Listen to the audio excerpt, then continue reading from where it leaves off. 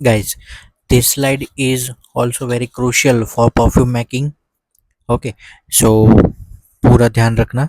यहाँ पे देखिए एटमॉस्फेरिक टेम्परेचर, ये टेम्परेचर है ड्यूरिंग मैन्युफैक्चरिंग।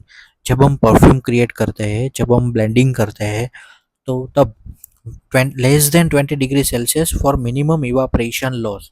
उसका मतलब जब फ्रेग्रेंस क्रिएट करते हैं तो it should be AC, okay, air conditioner.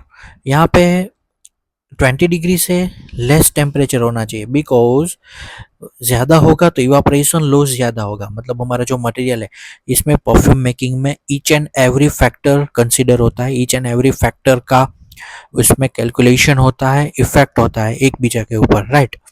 तो यहाँ पे देखिए 20 डिग्री से लेस टेम्परेचर होना चाहिए, मतलब कूल एटमॉस्फेयर होना चाहिए, ताकि मटेरियल का इवापरेशन लॉस ना हो।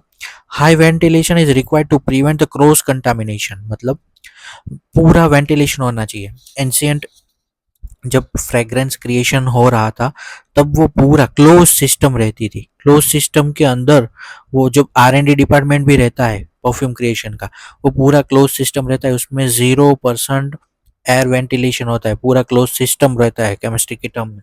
तो कुछ भी इम्प्यूरिटीज भी नहीं होगी एंटर, और क्रॉस कंटामिनेशन मतलब बाहर का एटमोसफियर अंदर और अंदर का बाहर, कुछ भी कंटामिनेशन भी नहीं होगा।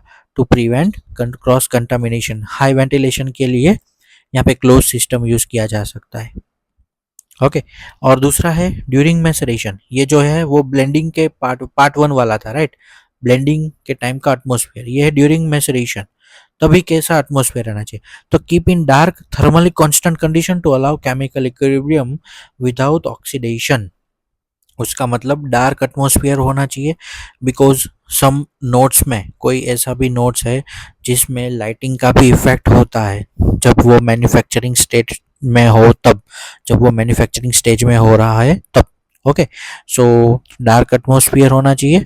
थर्मली कांस्टेंट कंडीशन मतलब जब मैच्योरिटी प्रोवाइड कर रहे हो आप, राइट, मैच्योरेशन पीरियड में है, एजिंग प्रोसेस में है, तो पहले एसी में रखा है, फिर फ्रीज में रखा है, फिर अगेन बाहर एटमॉस्फेयर में रखा है एट नॉर्मल टेम्परेचर, फिर अगेन फ्रीज में रखा। तो ऐसा करोगे तो वो केमिकल इक्विलिब्रियम तो उसमें प्रॉपर कंडीशन में नहीं होगा, because of the temperature plus and minus, okay, because उसमें ऑक्सीडेशन होने का चांसेस रहेगा। So that Michael Edward suggested that three enemies of perfume: heat, light, and oxygen.